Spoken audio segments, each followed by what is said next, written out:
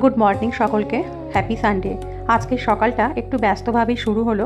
ভোরবেলা ঘুম থেকে উঠে প্রথমেই বাজারে গিয়েছিলাম, ফ্রেশ কিছু নিয়ে এসে তারপর তাড়াতাড়ি রেডি হয়ে আমি আর সৌমিক তুর্যকে এক্সাম সেন্টারে পৌঁছে দিয়ে এলাম। সকালের সেই একটু তাড়াহুড়ো, একটু দৌড়ঝাঁপ, তবুও সব কিছু ঠিকঠাক করে ওকে দিয়ে এসে মনটা ভালো লাগলো। এখন বাড়ি ফিরে কিচেনে দাঁড়িয়ে এক কাপ গরম চা বানাচ্ছি, সাথে ব্রেড আর এগ পোচ।